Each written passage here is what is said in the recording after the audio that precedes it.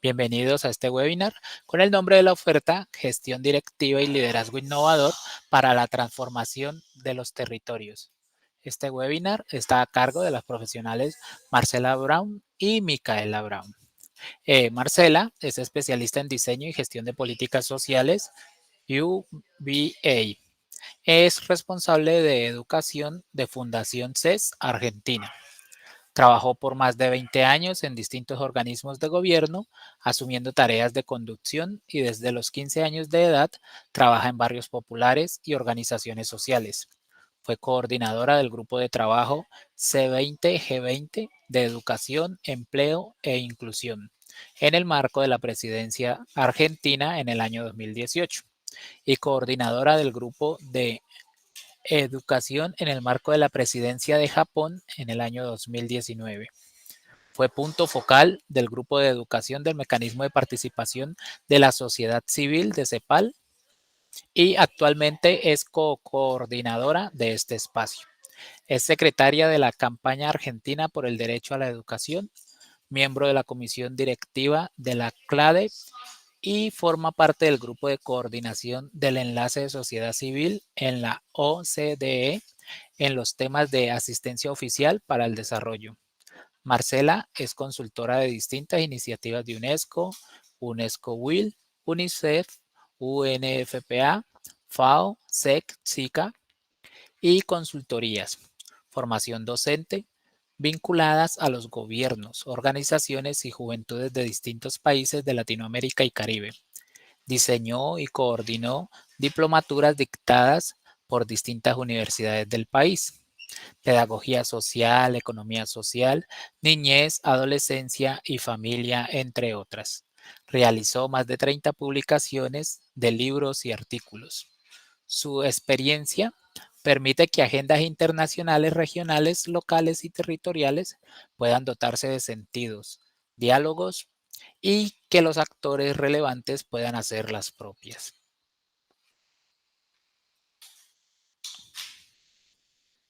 Micaela es diplomada en estudios organizacionales de la Universidad de Buenos Aires. Micaela es una profesional comprometida y experimentada en la coordinación y gestión de proyectos educativos, con un enfoque en desarrollo, ciudadanía global e inclusión educativa. Cuenta con una sólida trayectoria profesional con diversas redes de organizaciones nacionales e internacionales, organizaciones bilaterales y multilaterales de cooperación internacional, agencias nacionales unidas, UNESCO, UNICEF, UNFPA, gobiernos de los países de América Latina y el Caribe, en roles claves para la implementación de metodologías activas de aprendizaje y diseño de políticas públicas. Su experiencia abarca desde la planificación y ejecución de proyectos innovadores hasta la formación de equipos, la adaptación de metodologías locales, el uso de tecnologías digitales, la gestión financiera y la colaboración interinstitucional. A cargo de la coordinación de programas de intercambios internacionales de jóvenes con foco en la interculturalidad, diseñó y ejecutó proyectos Erasmus+, en colaboración con redes como ICIE, CECIPIS. Ha trabajado en iniciativas como el Programa de Fortalecimiento de Formación Docente de la UNESCO en El Salvador y en proyectos de formación de equipos técnicos y decisores como la Academia ODS 4, Educa, Mesoamérica de la Oficina de UNESCO en San José. Además, lideró la coordinación pedagógica en el programa Una Victoria lleva a otra de la ONU Mujeres, el programa Deportes para el Desarrollo de la BID y el Comité Olímpico Internacional, enfocado en la metodología STEAM y la formación de formadores. En su rol de coordinadora de educación intercultural en Fundación CES, supervisa la integración de los objetivos estratégicos en proyectos de formación en ciudadanía global para jóvenes, promoviendo la inclusión y equidad respaldada por investigaciones y publicaciones sobre educación y derechos humanos. Estas habilidades le permiten liderar proyectos educativos con impacto promoviendo la equidad y el aprendizaje a lo largo de la vida. Micaela, Marcela, les cedo la palabra. Muchísimas gracias y gracias por tanta generosidad, digamos, en la información compartida y brindada sobre nuestras trayectorias. Muchas gracias a quienes están acá presentes y también al Ministerio de Educación de Colombia por organizar este espacio y darnos esta posibilidad de incluirnos en este espacio. Yo voy a tener que sacar un poquito la cámara porque tengo muy mala conectividad, pero creo que voy a hacer un cambio en breve que me va a permitir tener mejor calidad.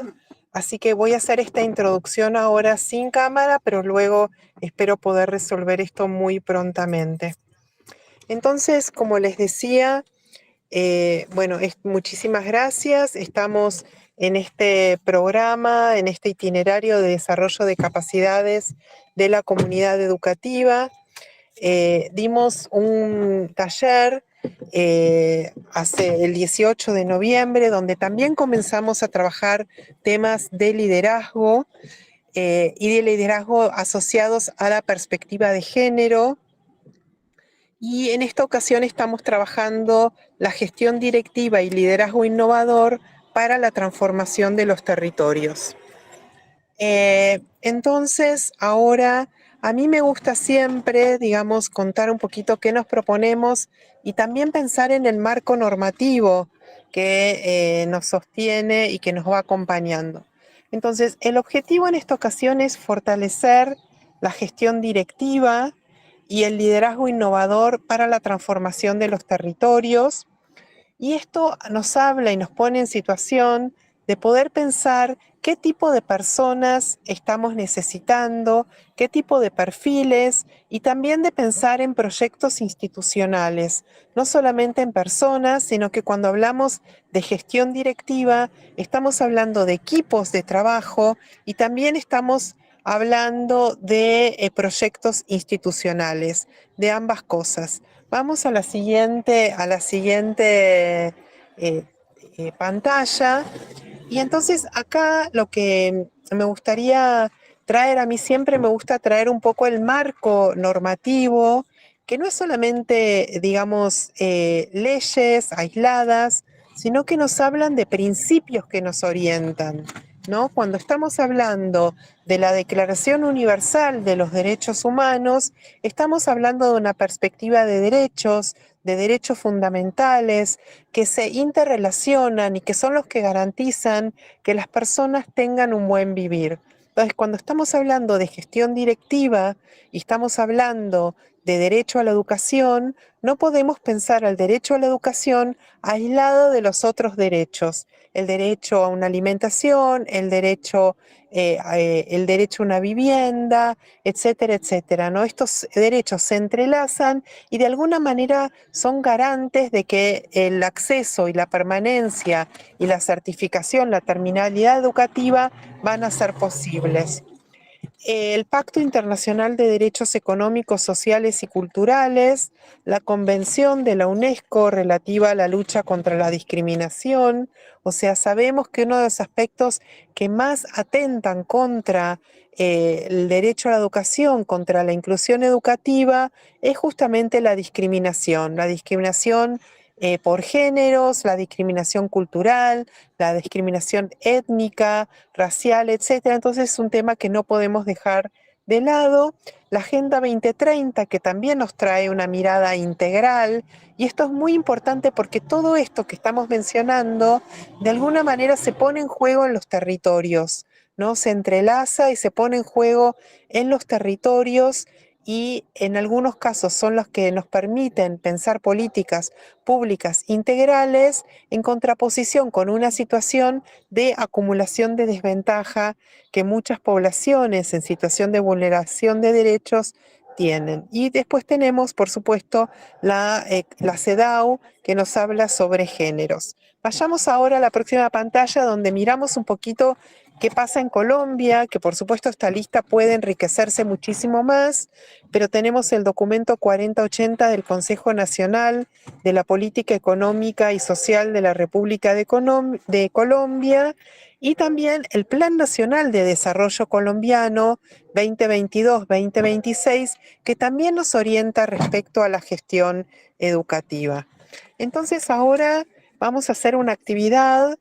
Mica, la dejo en tus manos, entonces, y ya también yo aprovecho este momento para ver si logro mejor conectividad y puedo prender mi cámara.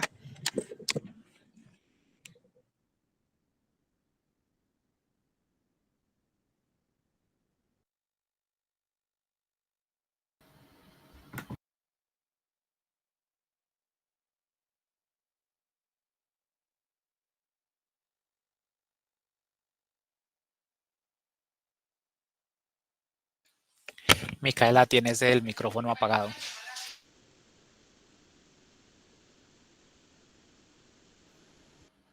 ¿Ahí estoy? Sí, ahora sí ya te escuchamos. Bien, es difícil con esto de compartir pantalla que no estoy viendo el Meet. Disculpen, decía muchas gracias Jefferson por la anterior presentación y gracias a Marcela por esta introducción. Y ahora la idea es que este espacio sea un espacio de reflexión y de construcción participativa para que entre todos y todas podamos ir adentrándonos en la temática que hoy nos convoca. Entonces, en este sentido, ahora vamos a invitarlas a cada una de las personas que estamos hoy aquí presentes a reflexionar sobre esta pregunta disparadora para la temática del día de hoy, que es la siguiente. ¿Qué sería innovar en la actual situación educativa, según la perspectiva y el lugar que cada uno de los aquí presentes hoy se encuentren? ¿Y qué sería un liderazgo innovador? Ahora, esta reflexión no la vamos a hacer de cualquier manera, sino que tenemos una breve consigna que es la siguiente. Se ven ahí en pantalla, por favor, Jefferson, me lo confirmas, o cualquiera de las personas participantes, tenemos ahí en pantalla 2 columnas, cada columna tiene una serie de palabras, de conceptos, una respecto a, bueno, ¿qué sería esto de innovar? Y otra respecto a cómo sería un liderazgo innovador. Entonces, la invitación es a tomarnos unos breves minutos para que cada una y cada uno de ustedes pueda hacer este ejercicio de tomar un lápiz y un papel o una tableta o en el celular o donde pueda escribir, pero pedimos por favor que lo escriban, de hacer un ensayo de cuál sería para usted, para cada uno de ustedes, esta definición, ¿no? De estas preguntas que nos hacíamos antes. Vuelvo a las preguntas. Por un lado, ¿qué sería innovar? ¿Sí? Y por el otro lado, ¿cómo sería un liderazgo innovador? Entonces, repito, invitamos a cada una y cada uno de ustedes a tomar un papel, un lápiz, una tableta, el teléfono, donde puedan tomar nota, pero que tomen nota y piensen en la definición de qué sería innovar utilizando la mayor cantidad de palabras y conceptos propuestos en esa columna y hacer esto mismo para el concepto de cómo sería un liderazgo innovador, ¿sí? Por supuesto, pueden sumar palabras y conceptos. Esto es simplemente un puntapié inicial, este listado, para que tomen la mayor cantidad posibles y hagan una definición propia según sus propias perspectivas, sus propias experiencias y del lugar que cada uno y cada una de ustedes ocupa en sus instituciones. Así que, por supuesto, si hay dudas o preguntas, pueden abrir el micrófono y hacerlas, pero la idea es que tomarnos unos 2 minutos para que cada uno en forma individual pueda hacer esta práctica de hacer esta definición para cada uno de estos 2 conceptos y que luego podamos compartirlo, ¿no? Sin prejuicios, esto es simplemente un ensayo que nos va a permitir luego avanzar juntas y juntos. ¿De acuerdo? Jefferson, yo te voy a pedir ayuda a vos porque yo no veo la pantalla, porque para compartir pantalla tengo que ver solamente la Tranquila, Micaela. presentación. Sí, ¿sí? sí la estamos viendo la Sí, presentación. pero digo, si alguien por el chat hace alguna pregunta Ah, ok, o algo, te perfecto. pido que me des aviso porque, como te decía, al compartir pantalla no me es posible verlo. Ok, Pero yo estoy pendiente. nos damos 3 minutos, ¿sí? Para que puedan ir escribiendo a partir de ahora. Repito, ¿qué es esto de innovar en el ámbito educativo? ¿Y qué es esto del liderazgo innovador? ¿Sí? Pueden usar todas las palabras y conceptos que aquí les proveemos, cuantas más mejor, y también pueden agregar los suyos que les vayan surgiendo.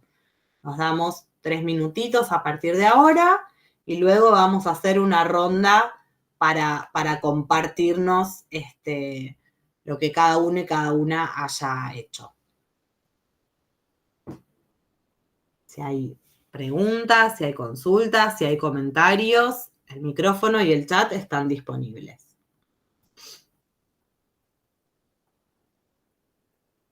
La idea es que no es que nadie tenga que llegar a una definición acabada, ni que se vaya a hacer una valoración de la definición que cada uno y cada una construya, sino que nos van a servir para, a partir de eso, seguir construyendo, y seguramente las definiciones sean complementarias, y entre todas y todos podamos arribar a algo común, ¿no?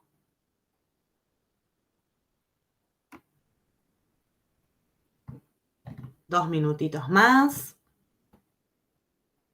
Si alguien no tiene dónde tomar nota, lo puede hacer en el chat de esta reunión, también ir construyendo allí sus definiciones, sus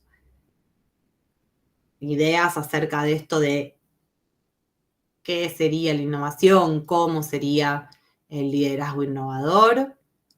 Cuantas más palabras y conceptos podamos utilizar, aún mejor, pero si no, no hay que preocuparse.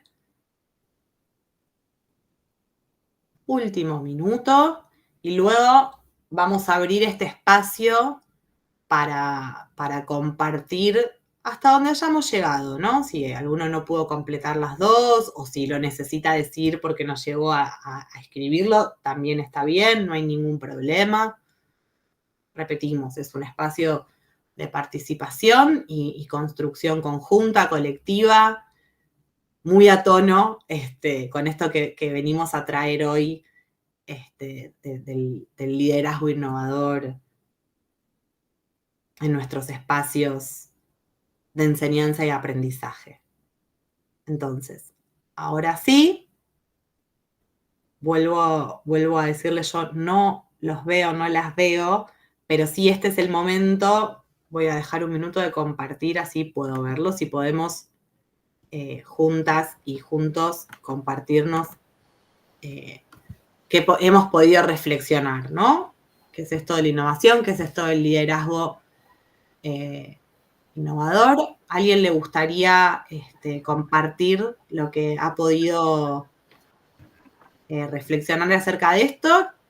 ¿Quién se anima a romper el hielo? Quizá no tienen uso del micrófono, pueden escribir a través del chat. Exacto. Bien. Y si no, avanzamos. Francisco, si querés, podés anotar en el chat también. Si ahí nos decís que estás con problemas con el micrófono, también se puede compartir en el chat y nosotros lo vamos leyendo. Si no, dejamos el espacio de reflexión lanzado para que puedan construir sus definiciones, seguramente también a partir de lo que hoy compartamos acá, comparta Marcela en esta presentación, y luego seguramente se podría ir agregando capaz Jefferson a la plataforma donde va a quedar subido también esta propuesta de formación. Sí, perfecto. Bien, entonces, volvemos a la presentación. Exacto, volvemos a la presentación y entonces nuestro hilo conductor, que es el de liderazgo innovador.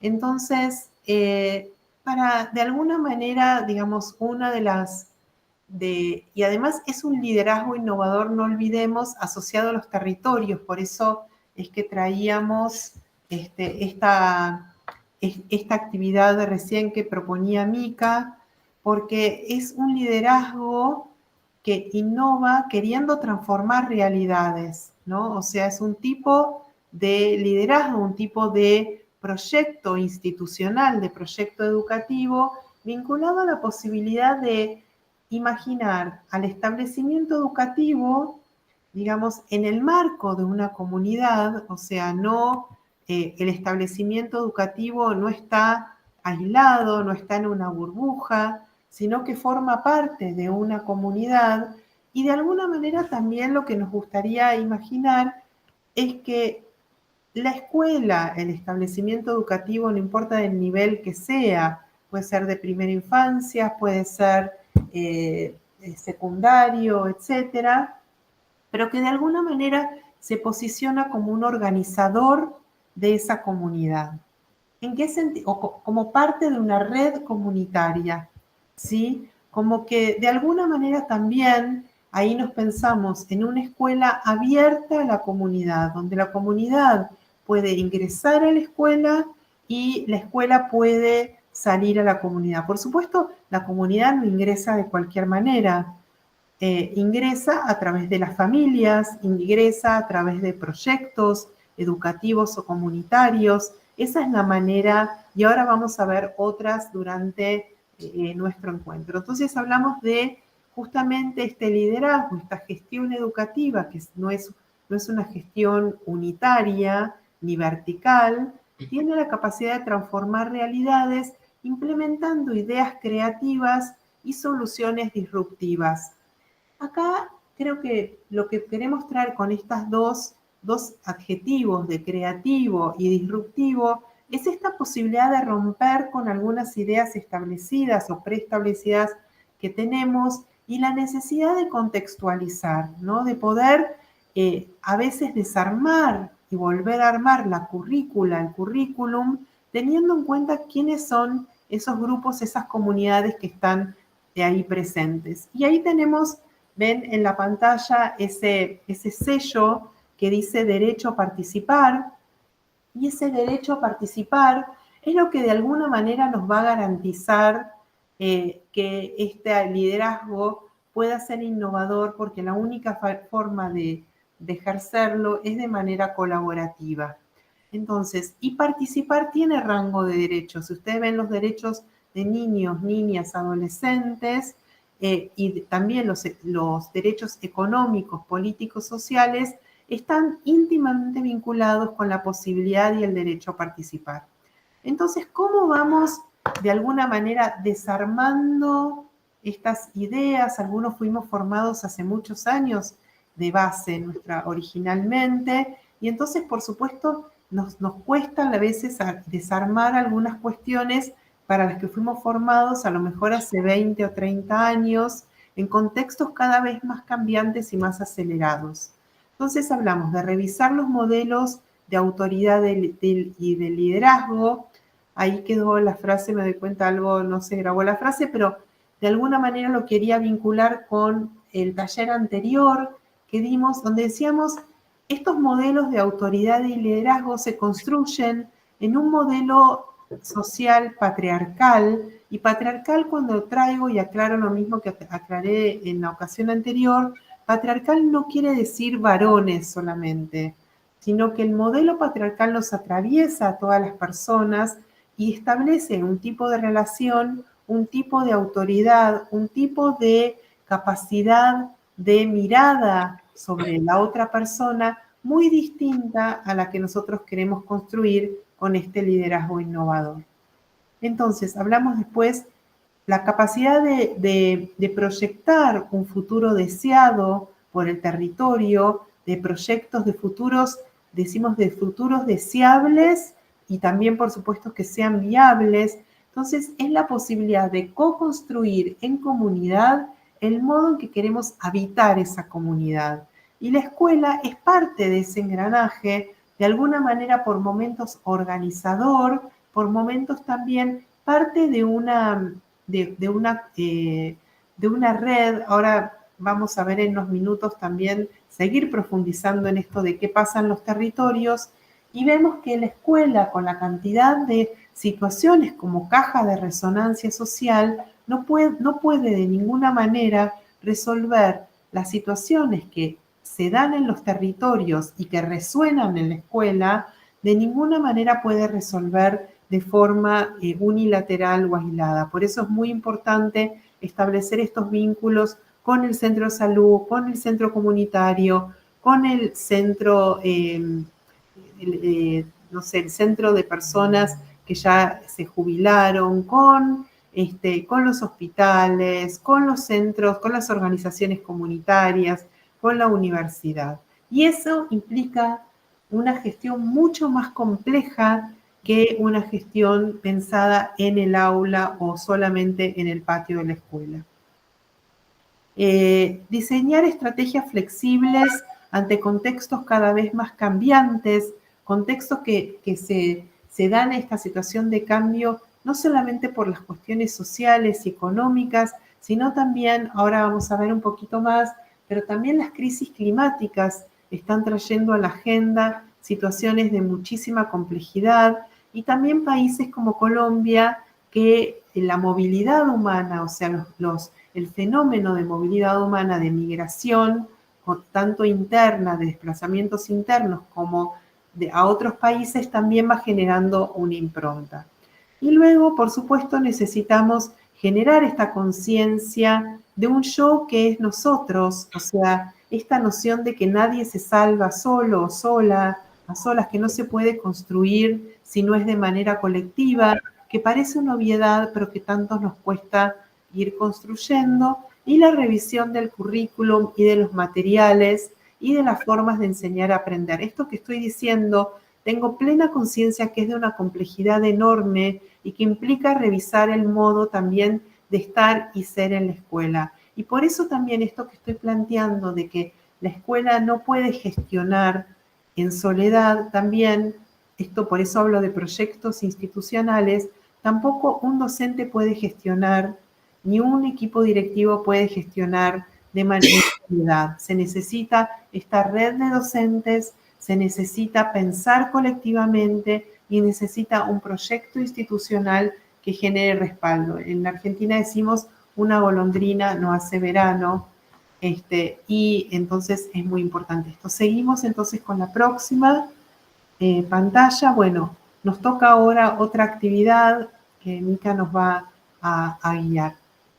Bien, entonces, en función de estas cuestiones que Marcela nos nombraba, ¿no? Que es, bueno, más allá de nuestras propias condiciones institucionales y de equipo, digamos, ¿cuáles son las situaciones que encontramos hoy en los territorios y forman parte de la gestión escolar, ¿no? O sea, ¿cuáles son las cuestiones que nos atraviesan? Esta es la invitación para la reflexión, ¿no? Entonces, nos preguntamos, ¿no? ¿Qué situaciones sociales, económicas, culturales afectan la gestión educativa en el territorio que habita cada uno y cada una de ustedes? ¿Cómo inciden estas situaciones en la convivencia, en el rendimiento escolar, o en la misma participación de la comunidad educativa, ¿no? Esa es la pregunta que nos hacemos. Y otra vez, como este es un espacio que pensamos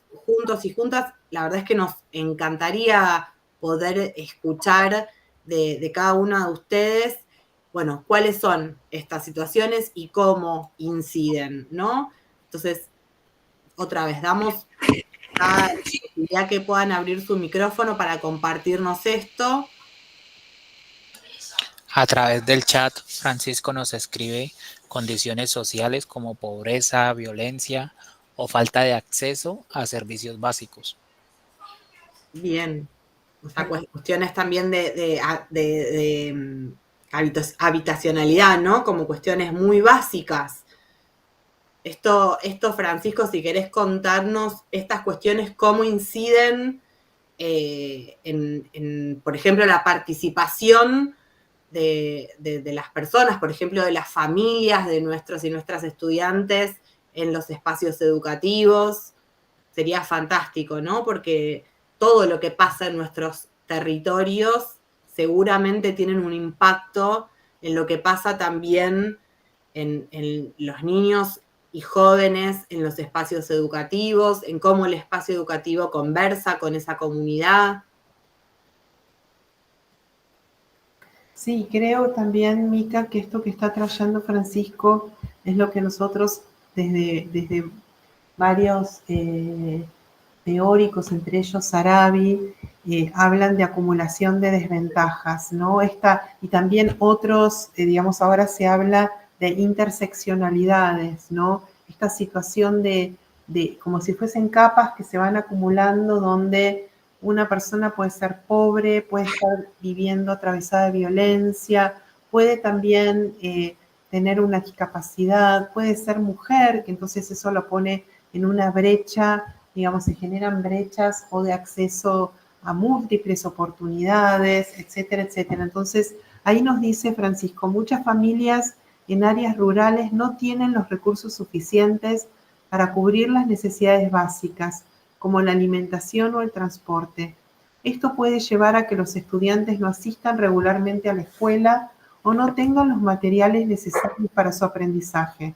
Además, la falta de recursos afecta el mantenimiento y la infraestructura de las escuelas en zonas rurales. Tal cual, o sea, ahí tenemos temas de saneamiento, de transporte público, ¿no? Uno podría hacer casi un mapa con iconos de ir diciendo, bueno,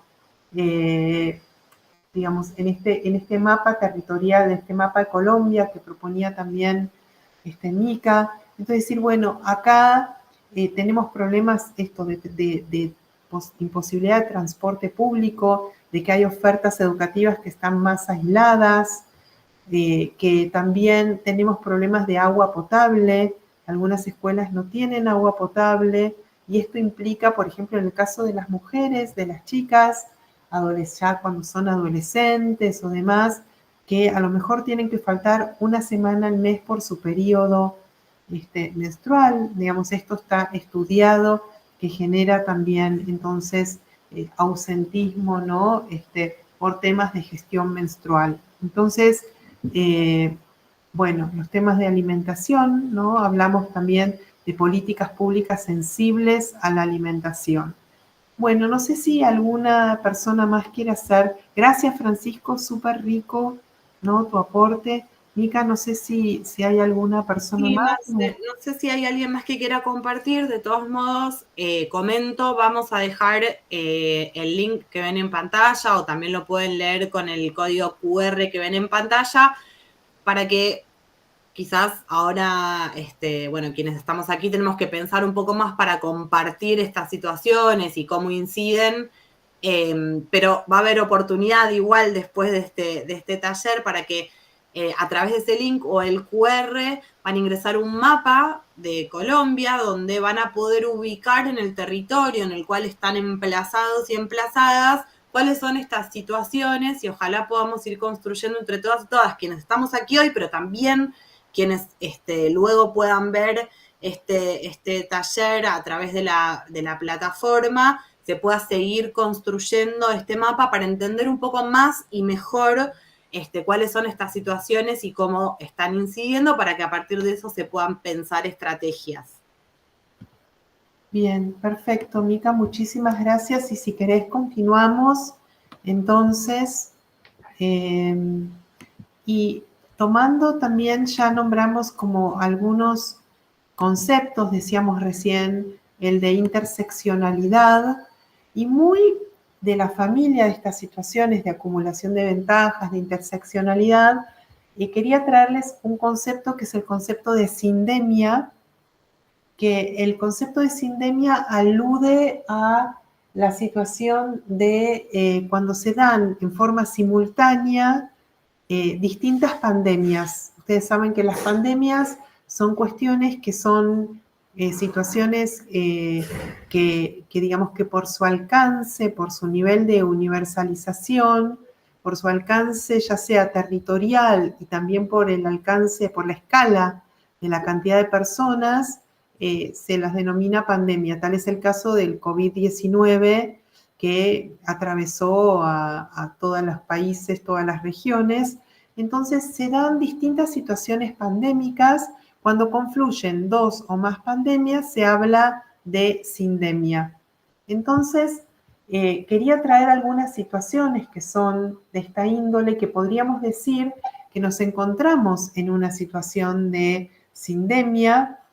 Traje algunos ejemplos, por ejemplo, la desnutrición, que en muchos países es muy alta, desnutrición, también obesidad, ¿no? Porque confluyen estas dos situaciones actualmente que parecen contradictorias, pero no necesariamente lo son, que son por un lado hay desnutrición y por otro lado hay obesidad infantil, es muy alta, pobreza, las desigualdades, la crisis climática, que además produce situaciones de emergencia poblacional, la movilización humana que hablábamos antes, producto de justamente esta lista anterior, ¿no? Por problemas de pobreza, de desempleo, de crisis climática, muchas poblaciones se ven obligadas a trasladarse fuera de su lugar de nacimiento, a otros países o al interior. O sea, es una migración, una movilización no voluntaria,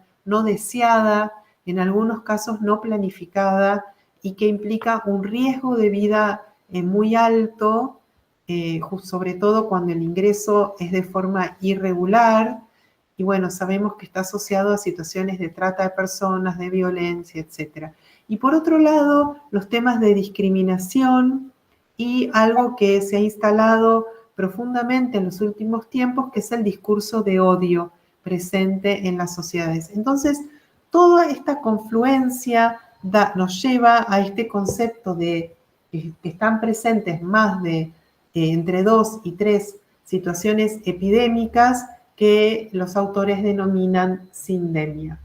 Y con esta situación de sindemia, que es parte de lo que está presente en los territorios, que Francisco traía muy bien también la diferencia entre vivir en una zona urbana y en una zona rural, entre tener algunos medios económicos y no tener, es lo que tenemos que tener en cuenta justamente cuando estamos pensando en una gestión directiva y con una mirada territorial.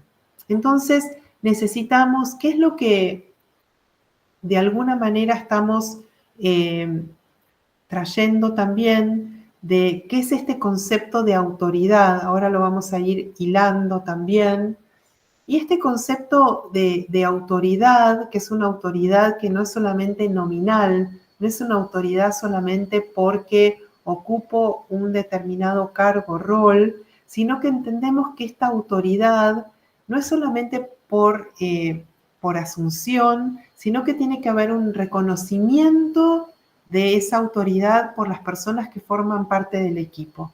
Esto implica estrategias pedagógicas, o sea, que tienen que ver con los modos de enseñar y aprender, que todo el tiempo, no solamente porque estemos en la escuela, sino porque todo el tiempo estamos aprendiendo unos de otros, una persona de la otra, sino también tiene que ver con una estrategia ética y con una estrategia, por supuesto, comunitaria. Cuando hablamos de estrategia ética, estamos hablando de personas que tengan que ser reconocidas en su autoridad, justamente por su forma de ser y de estar en ese establecimiento educativo, por su coherencia entre lo que dicen, piensan y hacen, que muchas veces esto no se da, entonces es muy importante tenerlo en cuenta. Estoy mirando que acá tenemos un aporte que es muy importante, que nos trae Jefferson, que es que entre los años 2019 y 2021,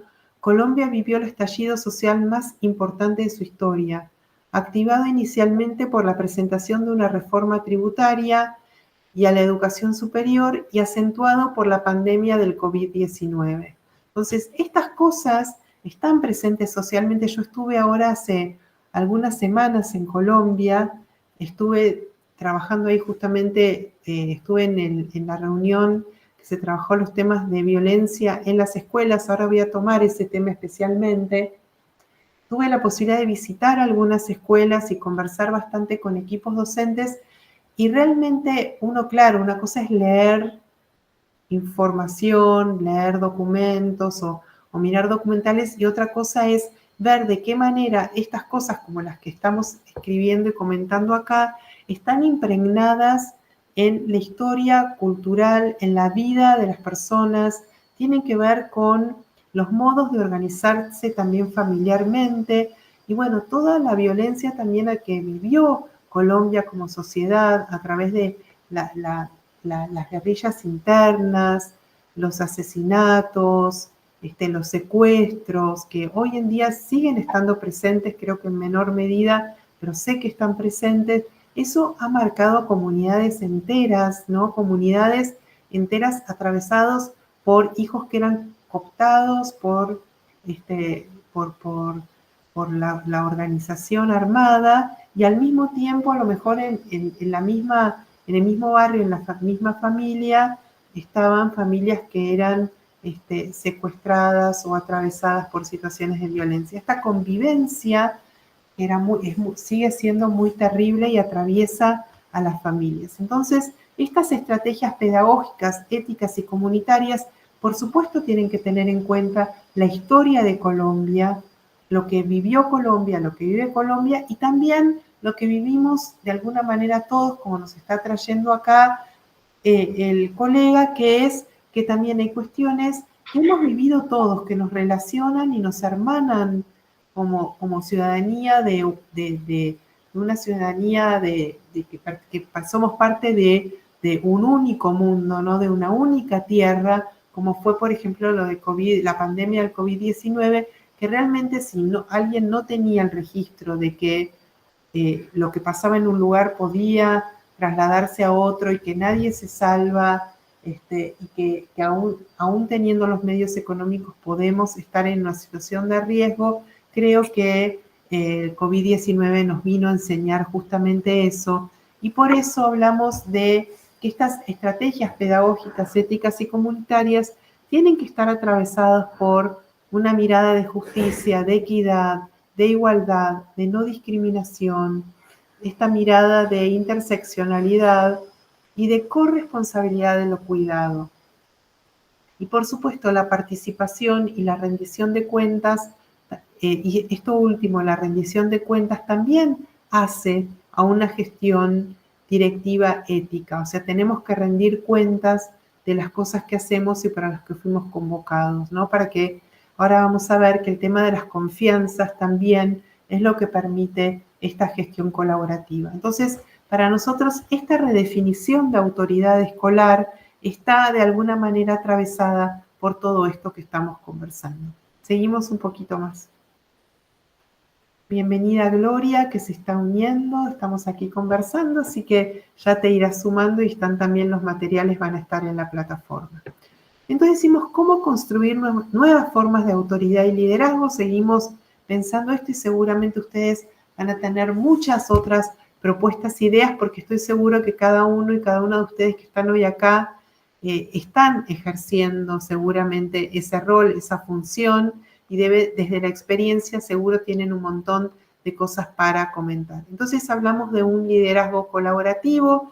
En el taller anterior hablamos que los consejos de gobierno escolar son una forma muy clara de cómo en Colombia eso ya está presente en la normativa, de que hay que trabajar con las familias, con los consejos de estudiantes, con los consejos directivos, con los consejos, con los equipos docentes.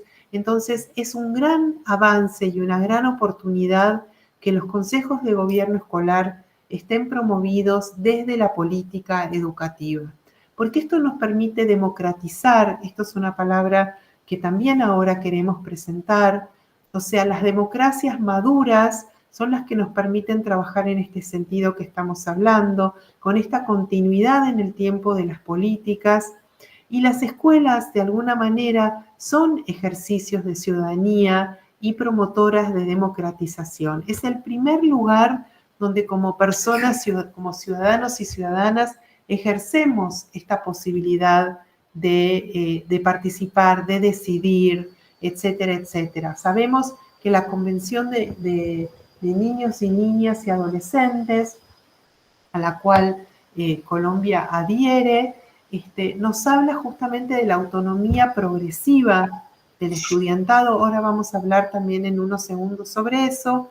Entonces también en este ejercicio de asunción de procesos democráticos y del ejercicio de la ciudadanía, también estamos promoviendo la autonomía progresiva del estudiantado.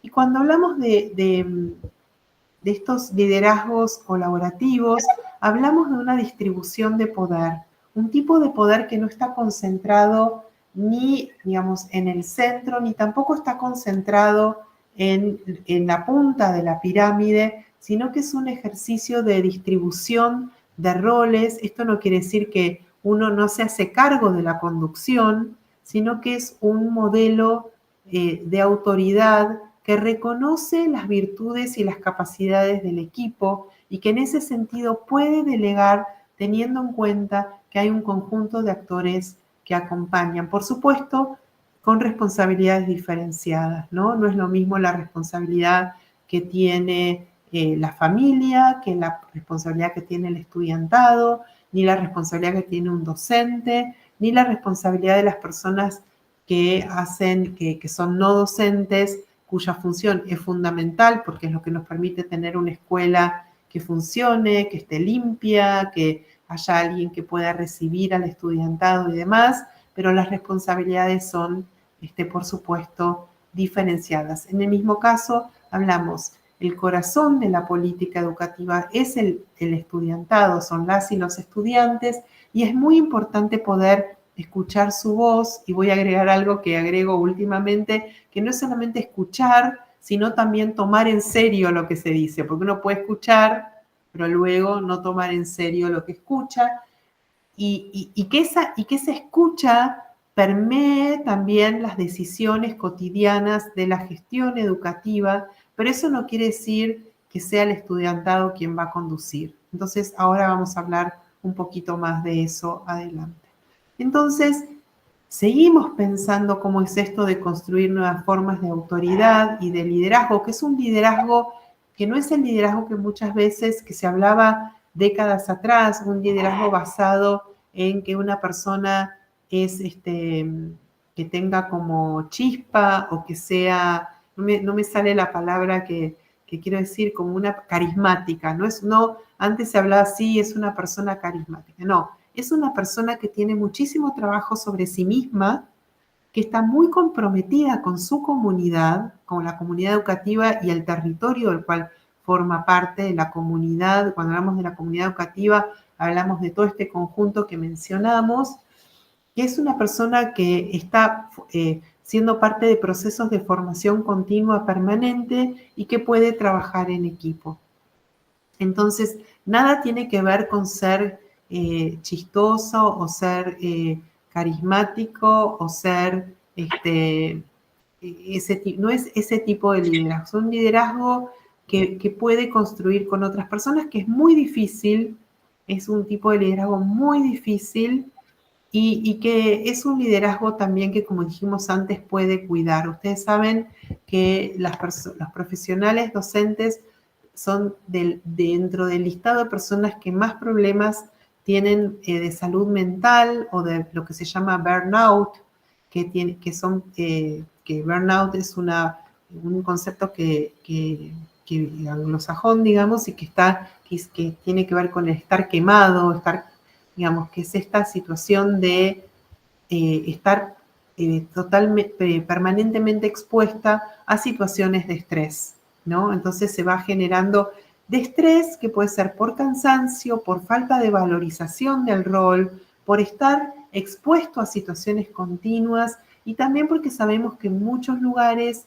el rol docente no está remunerado a lo mejor de la manera en que debería o que no está valorizado en términos de prestigio social como otras profesiones. Entonces, esta posibilidad de poder decidir que tiene el equipo directivo es una responsabilidad muy grande, que muchas veces como quien diría, quita el sueño, ¿no? Entonces, por eso es que estamos diciendo que se necesitan esta posibilidad de trabajar de manera conjunta. ¿Cómo se hace, digamos, cómo es este modo de decidir que es un modo de decidir no unilateral, aunque finalmente quien toma la decisión y pone la firma sea el directivo, pero está basado en consensos y construcciones mayores y más amplias. Y eso también cuida, protege, genera consensos que también a la hora de llevar a la práctica esas decisiones se vuelve mucho más, más fácil, ¿no? Más viable. Entonces, ¿cómo se hace? Promoviendo espacios de diálogo que integren a las comunidades locales, especialmente a estos grupos tradicionalmente excluidos, ¿no? Que hoy traía Francisco y que sumamos, que tiene que ver con las personas que viven en la ruralidad, también las mujeres, las juventudes, los pueblos indígenas, los pueblos afrodescendientes, las personas con discapacidad. Entonces, estas son las personas que más tenemos que traer al centro porque son las personas que habitualmente no tienen voz, ¿no? Entonces, es parte de nuestra responsabilidad poder traerlas al centro de las conversaciones. Implementar modelos de gobernanza colaborativa, que es lo que venimos conversando todo este rato, que fomenten la corresponsabilidad en la toma de decisiones, ¿no? Entonces, si bien finalmente hay alguien que tiene, como se dice, la última palabra, o quien pone la firma, o quien informa la superioridad, pero está respaldado por esta comunidad con la que se construyó esta posibilidad, ¿no? Una comunidad también en la que uno se puede apoyar. Avanzamos. Seguimos pensando entonces cómo construimos, y acá voy a traer otro concepto que seguramente ustedes lo conocen, y si se animan sería lindo también poder conversar sobre esto, porque creo que acá hay una tensión, es una de las tensiones que también tenemos hoy cuando trabajamos también con juventudes y con los consejos de estudiantes y con egresados. Entonces, que por un lado queremos evitar en esta mirada de promover la autonomía progresiva de niños, niñas y adolescentes, y queremos evitar el adultocentrismo. ¿Qué quiere decir el adultocentrismo? Es que ponemos en el centro a las personas adultas, olvidándonos de esto que decimos de la posibilidad y el derecho que tienen los adolescentes, niños, niñas de tomar progresivamente decisiones, de expresar su voluntad y poder pensar y poder diseñar algunas cuestiones, por supuesto, no todas, pero muchas cosas pueden participar en la planificación, qué proyecto queremos hacer, se puede consultar qué paseos o qué visitas se pueden hacer, de qué modo queremos organizar a lo mejor una feria escolar, qué temas les preocupan a los cuales querríamos por ahí invitar especialistas o hacer talleres. Entonces, por un lado eso, ¿no? Poder corrernos del centro para dejar de mirarnos todo el tiempo solamente a nosotros mismos y a nosotras mismas y poder mirar más amplio a esta comunidad que tenemos. Pero si nos corremos de, digamos, correrse del adultocentrismo, tenemos que tener un tono que a veces es muy difícil de conseguir, y por eso yo digo que es un delicado equilibrio y una tensión y un clima que me animo a decir y afirmar que todavía no hemos logrado, ¿no? Entre el adultocentrismo y el abandono, hay una cantidad de situaciones, ¿no? que tenemos que habitar y transitar, que es muy difícil de sostener. Entonces implica, por un lado, un proceso de acompañamiento muy grande, de posibilidad de observación de esas personas, de entender quiénes son, qué nos pasa, cuál es ese grupo que tenemos adelante, cuáles son sus situaciones vitales, y un ejercicio de trabajo intergeneracional. Creo que en la intergeneracionalidad hay una riqueza, lo mismo que en la diversidad, hay una riqueza que todavía no hemos podido dimensionar y que nos cuesta muchísimo transitar. Hay mucho miedo a la participación, mucho susto a la participación. Todavía escuchamos muchísimo, incluso en países como Argentina, en el cual estoy basada, que tiene una ley de centros de estudiantes, de consejos estudiantiles, y que ni siquiera el 50% de las escuelas tienen sus centros de estudiantes porque los equipos directivos no los aprueban cuando en realidad es una ley, ¿no? Y por debajo de eso yo diría que es que lo que pasa es que hay mucho temor a no poder gestionar la participación. De alguna manera pasa lo mismo con las familias. Y el modo de gestionar es justamente apoyarse en equipos de adultos y construir conversaciones intergeneracionales, ¿no? Donde también podamos poner el cuerpo y acompañar y generar sin corrernos de nuestra responsabilidad, poder traer más voces al centro.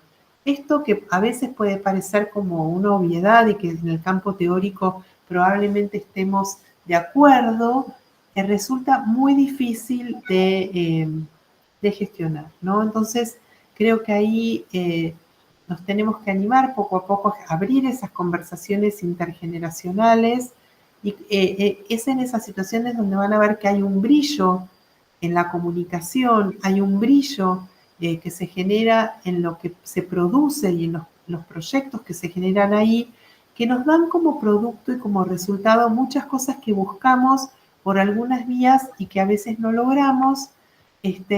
Por ejemplo, que nuestros estudiantes tengan más ganas de venir, que sientan que la escuela es un lugar que los aloja, que les da seguridad y bienestar, entonces que genera como más permanencia en la escuela y mejores resultados. Cuando trabajamos por proyectos integrados, tenemos más resultados en términos de calidad y cantidad de los aprendizajes también, porque se genera un mejor clima escolar. Cuando uno está en un mejor clima escolar es cuando mejor puede aprender y enseñar. Es muy difícil aprender y enseñar en climas de tensión, ¿no? En climas que no son favorables, ¿no? O en climas de estrés, o en clima de disputas entre los equipos, que esas cosas ocurren, ¿no? Entonces, abrir estos diálogos, ahora vamos a ver un poquito más otras cosas que podemos hacer como ideas para poder gestionar mejor estas situaciones. Adelante. Entonces, como síntesis, diríamos que el principio de autoridad debe ser entendido no como autoritarismo, sino como la capacidad de las personas adultas para establecer límites claros y justos. De alguna manera estamos trayendo como una idea también de autoridad, que esta autoridad permea a los equipos docentes también, como que son la responsabilidad en el aula, ¿no? Frente a los equipos docentes. El equipo directivo también representa la autoridad frente a la comunidad ampliada, pero de alguna manera también esta idea de autoridad como facilitador o como facilitadora de procesos. Y también que cuida, y traigo esto de límites claros y justos que tiene que ver con lo que trabajamos recién, de esta responsabilidad de cuidado, ¿no? De esta situación de, ok, no vamos a ocupar el centro generando situaciones adultocéntricas, pero tampoco nos vamos a correr tanto que dejamos que las situaciones complejas crezcan y crezcan y crezcan porque nadie toma el tema y facilita o las desarticula rápidamente, ¿no? Interviniendo. Entonces podemos decir, por eso decimos, establecer límites claros y justos. Y también cuando los equipos docentes también necesitan criterios claros y justos, ¿no? No puede ser que alguien pueda, no sé, digo cualquier barbaridad, pero como un ejemplo se me ocurre, que alguien pueda faltar siempre y alguien no falte nunca, o que alguien reciba un montón de responsabilidades escolares y alguien siempre son las mismas personas que preparan los actos escolares y otros no. Bueno, entonces esta cantidad de cosas que son también criterios claros y justos, lo cual es esencial en la construcción de espacios escolares seguros y la prevención de la violencia, que es algo que hoy está permeando tremendamente en las escuelas, ¿no? Donde se generan situaciones de bandos y bandas, y bueno, ahora vamos a hablar un poquito más de eso. Entonces se requieren equipos directivos y docentes facilitadores y referentes. Esta autoridad, digamos, construye la posibilidad de ser referencia para las familias, para el estudiantado y para los equipos docentes y para también las otras organizaciones que forman parte de nuestra comunidad. Adelante, entonces, seguimos. Entonces, acá vamos ya casi estamos llegando como al final de nuestro encuentro. Entonces, quería traer como algunas, si bien no hay recetas, yo no creo en las recetas, sí creo en el valor enorme que tienen las valijas de herramientas, y cada docente, digamos, lo más valioso que puede tener un docente, y que esto se crea justamente con el ejercicio del rol profesional, es tener una valija de herramientas que puede ser utilizado para situaciones distintas. Me venía ahora la imagen de los magos, no sé si ustedes han visto alguna vez un show de magos donde van sacando cosas, ¿no?, de una valija. Bueno, esto no es magia, porque es justamente formación docente. Es lo que nos brinda la posibilidad de formarnos como docentes, y que por supuesto también nos brinda la posibilidad de ser parte de un equipo, de esta posibilidad de tener reuniones de trabajo donde podamos ir pensando que cuando uno dice, bueno, ya no sé qué hacer, ¿no? Cuando tengo un estudiante o una familia que tiene cierta complejidad, el diálogo es difícil, o que no se comunica, ¿no? Decía un pedagogo italiano que me gustaba mucho, él decía, hay que amar tanto al niño como a su familia. A veces no nos es tan fácil, ¿no? A veces tenemos dificultades para relacionarnos con las familias, o también hay estudiantes con los que tenemos la posibilidad de construir mejor vínculo, más empatía, mejor posibilidad de ponernos en su lugar. Hay estudiantes que nos interpelan, ¿no?, o que nos espejan, y que ese vínculo se hace mucho más difícil. Y también entre las personas adultas hay personas, colegas, con lo que todo fluye en ese vínculo, y hay otros que no, que nos traen el desafío de que tenemos que buscar nuevos modos de relacionarnos. Entonces, acá, por un lado, hablando justamente del burnout, de las situaciones de salud mental que atraviesan a muchos equipos docentes, cuidar a quienes cuidan, ¿no? Esto implica generar espacios donde podamos nutrirnos, podamos seguir formándonos, que tengamos espacios de recreación, etcétera, etcétera. Y también en esto incluimos a la capacidad también de cuidar a las familias, como decía antes. Luego, hola Yabeli Flor, bienvenida, que veo que te estás uniendo. Entonces, el otro concepto es el de ciudadanía mundial, que es esta posibilidad de de poder apropiarse del sentido de pertenencia a un espacio común, ese espacio común, digamos, donde unimos esto que decimos de lo local, lo territorial, esa comunidad más pequeña de la escuela, las familias y las redes de organizaciones, pero también tener esa percepción de ser parte de algo mayor, ¿no?, de un país, de un conjunto de países, de una región, ¿no?, de todo el territorio. Creo que ahí las comunidades ancestrales, ustedes tienen una ventaja enorme, que Colombia está como muy atravesado por estos saberes ancestrales, ¿no?, como que son tan necesarios también tenerlos en cuenta, y de sentir que somos parte de todo eso es no solamente un tema conceptual, sino que poder llevarlo, hacer esta transposición didáctica y pedagógica, es un gran preventor de las situaciones de discriminación, ¿no?, y de discursos de odio. Entonces, construcción de confianza, de círculos de acuerdo y de diálogos restaurativos en estas situaciones que muchas veces nos atraviesan hoy por hoy. Esto no lo mencioné antes, pero hoy el concepto de territorio es un concepto que también se modificó muchísimo. Antes el territorio, cuando hablábamos de territorio, todos pensábamos en el territorio físico, ¿no? En la tierra, en el mapa, en el municipio. Bueno, hoy tenemos también territorios que son virtuales, los escenarios virtuales, o sea, hoy la virtualidad no es solamente una herramienta, no son solamente las herramientas digitales, sino que también son los escenarios virtuales, forman parte de los espacios, ¿no? Los escenarios en los cuales nos relacionamos. Entonces hoy los estudiantes se relacionan en las redes sociales, en la aplicación de WhatsApp, en TikTok, se desencadenan un montón de situaciones de información que circula, adjetivaciones que se hacen, que se difunden con una velocidad mayor de la luz y que luego todo eso atraviesa el patio de la escuela, eso se pone en juego.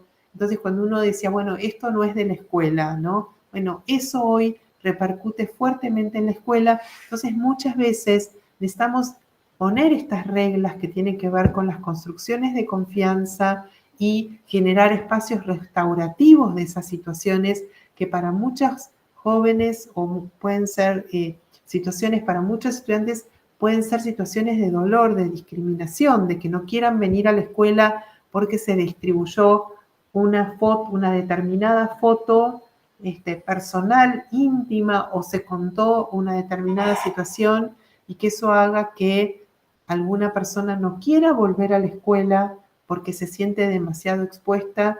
Hay situaciones también muy críticas, jóvenes que se suicidan porque algo se hace viral y que entonces esto afecta tanto su situación emocional que los lleva a tomar decisiones muy drásticas, ¿no? Entonces decía John Dewey, que es un pedagogo, un educador muy interesante. Nosotros, digamos, tenemos por suerte una cantidad de pedagogos muy importantes, ¿no? No solo Freire, sino Martí, bueno, Dewey, un montón de gente que nos acompaña y que nos sigue haciendo pensar y que dice, la educación es un proceso social, la escuela es una forma de vida social. Y creo que la pandemia también nos enseñó eso, que por supuesto podemos trabajar con inteligencia artificial, que podemos generar espacios de aprendizaje en plataformas digitales o como estamos ahora, en este espacio de intercambio y de formación docente, pero que hay algo que tiene que ver con el contacto físico, con la presencialidad, con los vínculos que requieren ser trabajados con mucha profundidad. Entonces, en estos círculos, los equipos docentes facilitan espacios donde el estudiantado puede expresarse y resolver conflictos pacíficamente, ¿no? Cuando habilitamos estos espacios que decíamos antes con criterios claros, justos, con reglas claras que podemos co-construir con el estudiantado, tenemos la posibilidad de prevenir y también cuando se da la situación, restaurar, ¿no? Sanar. Y acá también es muy importante esta situación de atención permanente que tienen los equipos docentes. Creo que nadie mira tanto a un estudiante como un docente, ¿no? Entonces, esta observación de señales de alerta que pueden identificar cambios de comportamiento, esto también tiene que ver con la gestión educativa, ¿no? De poder identificar qué está pasando en mi comunidad, ¿no? De poder generar estas situaciones de alerta y de anticiparse a posibles conflictos y que de alguna manera incluso pueden salvar a algunas personas de situaciones de peligro, también poder acompañar a las familias en estas situaciones, ¿no? El acompañamiento familiar forma parte de la gestión educativa. Por otro lado, también otra de las propuestas es generar proyectos de aprendizaje socioemocional, guiando, y esto, digo, habitualmente pensamos en el estudiantado, digamos, en el fortalecimiento de sus propias habilidades socioemocionales, pero también es algo que tenemos que pensar para los equipos docentes y directivos, ¿no? porque esto es lo que nos va permitiendo, digamos, saber más de nosotros mismos, poder conocernos más en distintas situaciones y que eso se vuelvan, como decíamos antes, en herramientas de gestión.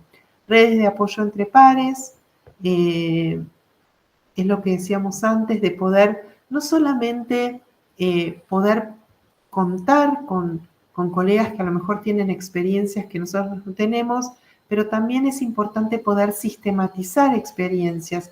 Hay una cantidad de capacidad instalada y de conocimientos en las escuelas que son muy valiosos, ¿no? A veces creemos que el conocimiento forma parte solamente, o la construcción de conocimiento forma parte solamente de los campos o de los espacios académicos, y esto no es así, digamos. Los equipos docentes tienen una cantidad de saberes adquiridos y de conocimiento que es muy importante que se puedan sistematizar, que también se realicen hipótesis de investigación y que las escuelas, los establecimientos escolares no solamente sean objeto de conocimiento, sino que los equipos directivos de gestión, los equipos docentes también sean sujetos de conocimiento, que puedan construir y producir conocimiento que en realidad lo tienen, pero que hay que ordenarlo y sistematizarlo, y que esto puede ser posible de alimentar políticas públicas, alimentar políticas educativas y llevar a escala los que son proyectos significativos a otros países. Bueno, nos vamos acercando, sí, entonces al final. Si querés, Mica, pasar a la próxima, entonces, pantalla. Digamos, en el taller anterior que está todo el material disponible en la plataforma, hablábamos de un conjunto de técnicas y, digamos, de competencias, perdón, que sería interesante que quien ocupa este liderazgo, estos espacios de liderazgo, pueda asumir, y está muy completo. Eso, no esperamos de todas maneras personas perfectas, no existe lo perfecto, sí existen personas que estén en situación de aprendizaje permanente, ¿no? Yo creo que a veces el construye autoridad decir, esto no sé, me equivoqué, perdón, eso también a veces, que contrariamente a lo que las formas tradicionales de liderazgo, estas formas de liderazgo basadas más en modelos competitivos, traían, pero que no son las formas que hoy se necesitan para este momento evolutivo, esta etapa que estamos pasando y pensando y pasando en este momento, ¿no? Pero sí quería hacer zoom, poner la lupa, como está ahí, en algunas competencias que son de índole técnicas y estratégicas, que tienen la posibilidad, digamos, que es tener la posibilidad de gestionar el cambio, que esto no quiere decir que no tengamos un plan, sino que tiene que ver con planificar y ejecutar procesos de transformación,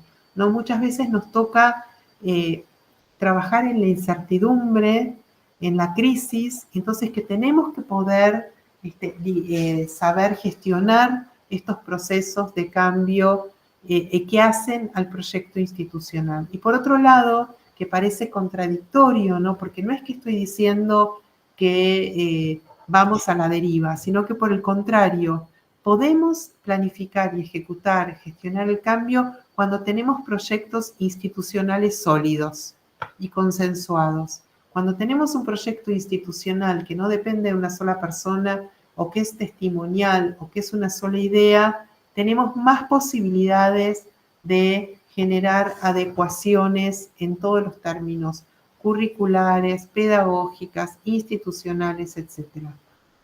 El otro aspecto es la toma de decisiones informadas, que podamos, y que se une a lo que veníamos diciendo de construir conocimiento, o sea, que podamos basarnos en nuestras decisiones en evidencia, en datos. Esto también nos cuida cuando uno dice, bueno, pero ¿por qué esto?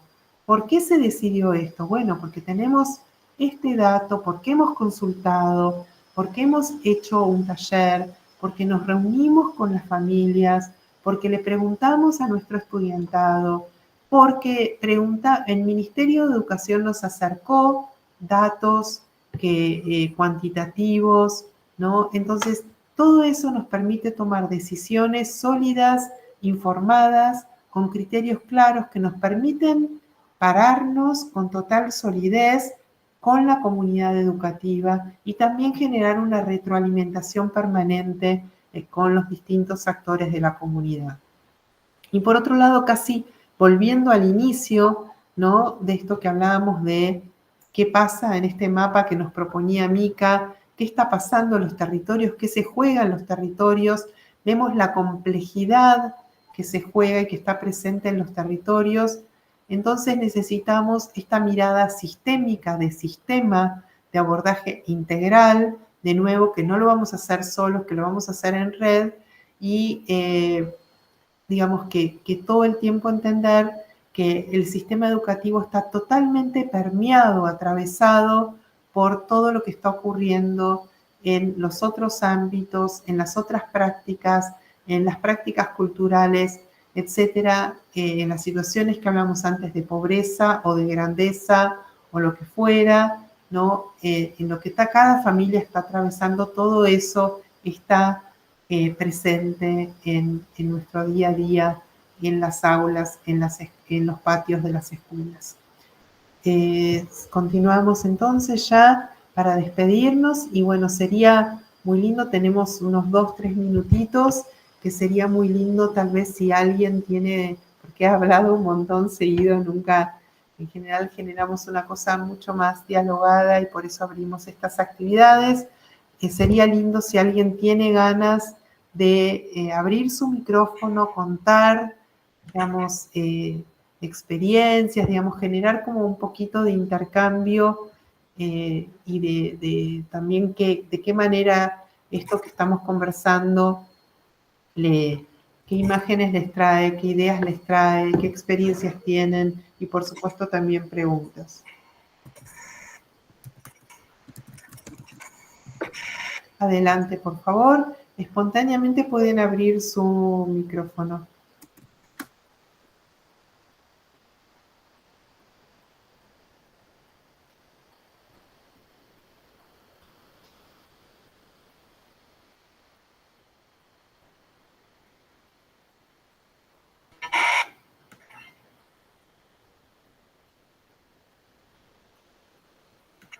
Bien, yo aprovecho para recordarles que queda abierto nuestro mapa colectivo para quienes quieran más adelante tal vez sumar la mirada desde su territorio y desde su propio espacio y práctica. Ahí les hemos compartido el link que de igual manera también va a estar disponible en la plataforma junto con el resto de las actividades, tanto de este taller como del anterior. A ver, creo que acá había un comentario que no lo había visto, me parece.